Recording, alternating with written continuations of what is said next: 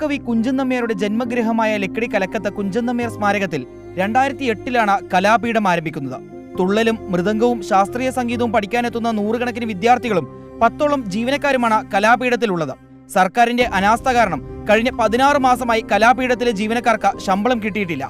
യാത്രാ ചെലവ് കണ്ടെത്താൻ പോലും സാധിക്കാത്ത വണ്ണം പ്രതിസന്ധിയിലായെന്ന് കാണിച്ച് അധ്യാപകരടക്കം 9 ജീവനക്കാർ കൂട്ടമായി അവധിയെടുത്തതോടെയാണ് കുഞ്ചൻ നമ്പ്യാർ സ്മാരകം അടഞ്ഞുകിടക്കുന്നത്. കഴിഞ്ഞ 17 മാസക്കാലമായിട്ട് അവിടുത്തെ ജീവനക്കാരെ ഒരു പ്രതിഫലവുമില്ലാതെയാണ് പ്രവർത്തിച്ചുകൊണ്ടിരിക്കുന്നത്.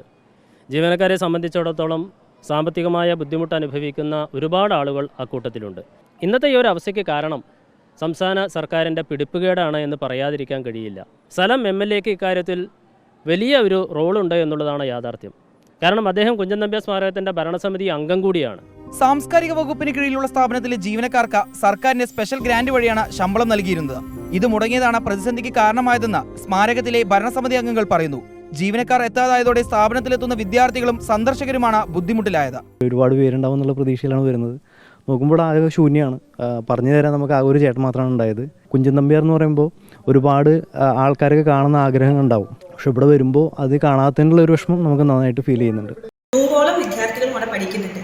ഇത്രയും വിദ്യാർത്ഥികളുള്ള ഒരു സാംസ്കാരിക വകുപ്പിന്റെ കീഴിൽ വരുന്ന ഒരു സ്ഥാപനം കഴിഞ്ഞ 16 മാസമായി ശമ്പളം ഇല്ലാത്തത് കൊണ്ട് ടീച്ചേഴ്സ് അവരുടെ നിവൃത്തിയോട് കൊണ്ടാണ് ഇപ്പോൾ ഇങ്ങനൊരു സിറ്റുവേഷനിലേക്ക് എത്തിയിരിക്കുന്നതും ഈ ക്ലാസ്സുകൾ മുടങ്ങിപ്പോയിരിക്കുന്നതും. ഇത്തരത്തിലൊരു സിറ്റുവേഷൻ വന്നതിന്റെ ഭാഗമായിട്ട് ഞങ്ങളുടെ എക്സാം എന്താവുന്നു, ക്ലാസ്സുകൾ എന്താവുന്നു ഒന്നും ഞങ്ങൾക്ക് അറിയില്ല. കുഞ്ചൻ നമ്പ്യാർ സ്മാരകത്തിൽ 2008 കലാപീഠം ആരംഭിച്ചതു മുതൽ ഈ സ്ഥാപനം അടഞ്ഞു കിടന്നിട്ടില്ല.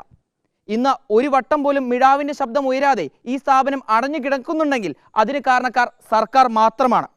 എത്രയും പെട്ടെന്ന് ജീവനക്കാരുടെ പ്രശ്നങ്ങൾ പരിഹരിച്ച് സ്ഥാപനം പഴയ രീതിയിലാക്കാൻ സർക്കാർ ഇടപെടണം. വീഡിയോ ജേർണലിസ്റ്റ് വിനൂസിക്കൊപ്പം റിപ്പോർട്ടർ ഇക്ബാൽ അർക്കൽ, ഇൻ റിപ്പോർട്ടർ, പാലക്കാട്.